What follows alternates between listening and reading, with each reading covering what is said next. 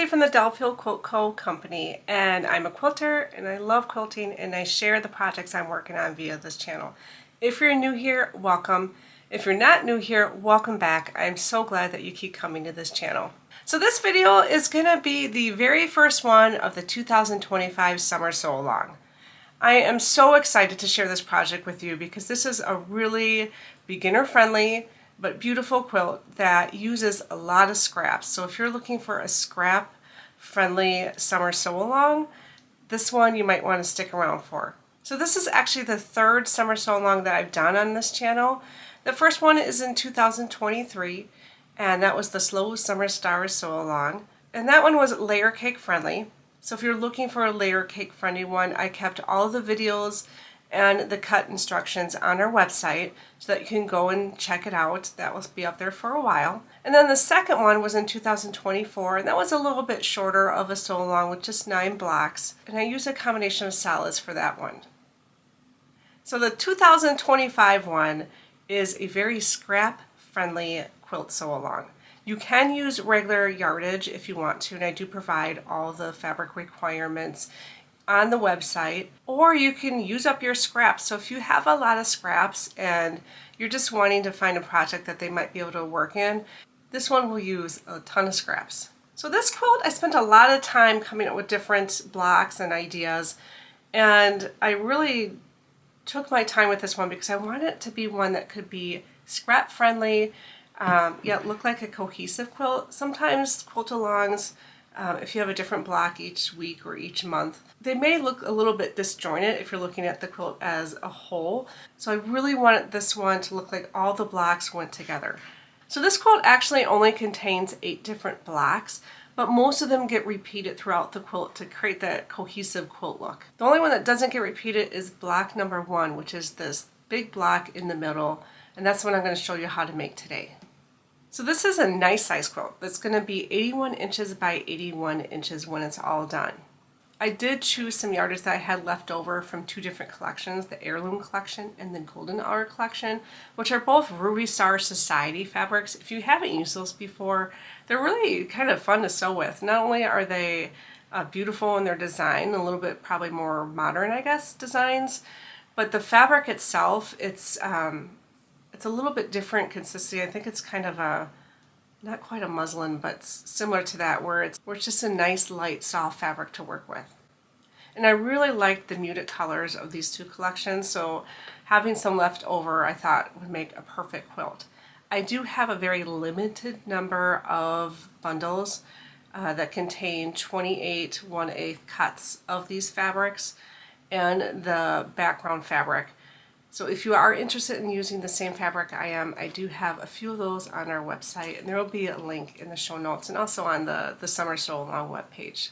What I also liked about this fabric is it had kind of a nice rainbow array of colors. So I'm going to get a lot of nice colors in this quilt.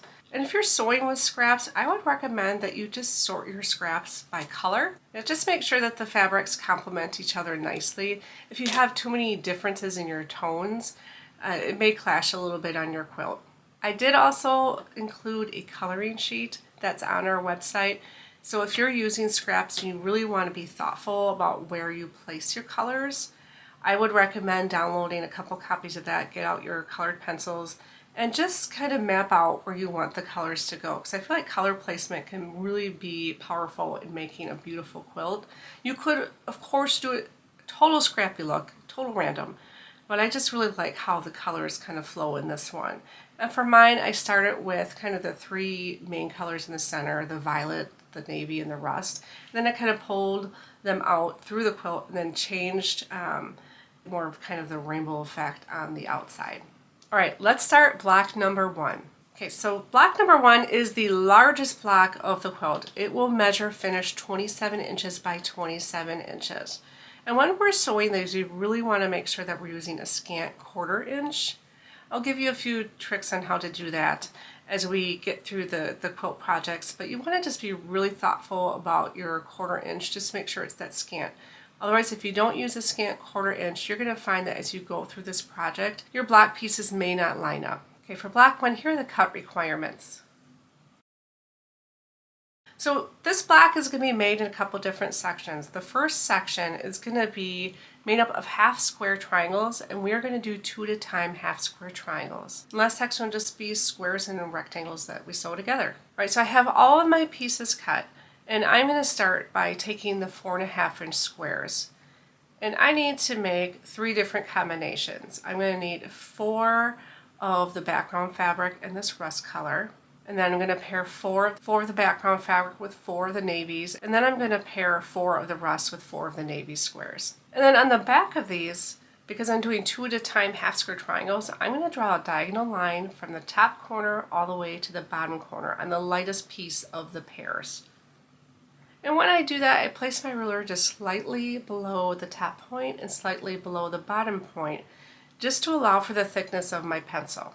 Now you're not going to see this line, so go ahead and use a pencil or some other fabric friendly. We're going to end up cutting on this line and you're never going to see it. Okay, once you have your lines drawn, we're going to then sew a 1/4 inch on each side of those lines. And again, I'm using a scant 1/4 inch. So at my machine, I have my 1/4 inch foot, but on my machine, I move the needle 1 position over. This then makes that 1/4 inch just slightly smaller to give me that scant 1/4 inch. You might want to just check your machine's settings just to see if you have that option. If you're using a 1/4 inch foot, sometimes they're not a scant 1/4 inch foot, so just keep that in mind. Okay, once I've sewn all of my half square triangles, I'm going to then cut on that pencil line to create my 2 half square triangles. And then I'm going to press towards the darker fabric. And now that I have these pressed, I'm going to trim them down to 3 7/8 inches. And I do that by making sure I line up my 45-degree mark on that seam line. I cut 2 sides first, and then I turn my piece, line it up again to make sure I've got that right 3 7/8 inch. And I use that 45-degree mark again, and then I cut the other 2 sides. So now that these are all trimmed, I can go ahead and put this section of the block and just use the guide and the pattern to arrange these. So we want to create a star look essentially. So we're going to have the white background fabric at the top with the rust, and then we're going to have the rust and the navy half square triangles on the next part, and then finally the navy and the background fabric for the bottom. We want to just make sure we have those directions going the right way so that we can create that star. And you need a total of 4 of these sections here. Okay, now let's move on to the other part of the square. We're going to essentially create a little chain block here. So we're going to have 3 of these violet squares, a couple of rectangles of the background fabric, and then 2 squares of the background fabric. First, I'm going to sew a little 4 patch for the very corner here. So I'm going to have 2 of my violet squares and 2 of the background squares. And I am going to press these seams so that they're going the opposite direction before I sew this 4 patch together. And then I'm going to sew one of the rectangles of the background fabric to this 4 patch. And then I'm going to sew that other violet square to the other rectangle. I'm going to press the seams so that they're going in opposite directions of the pieces I'm sewing onto, and I'm going to complete the piece. I need a total of 4 of these pieces. Right now we're ready to assemble the whole block, so we're just going to take our 4 corners, we're going to take our half square triangle sets that we sewed earlier, and then we're going to take the middle square of the background fabric. And once you put that all together, it creates this nice star effect with chains in the corner. And that is it for block number 1, and it should measure 27 inches by 27 inches finished. Unfinished is 27.5 square. So I hope that you enjoyed block 1 of our 2025 summer sew along. Make sure that you subscribe so that you don't miss the next one, and don't forget that all of the pattern information is going to be on our website at delafieldquiltco.com. Have a wonderful day.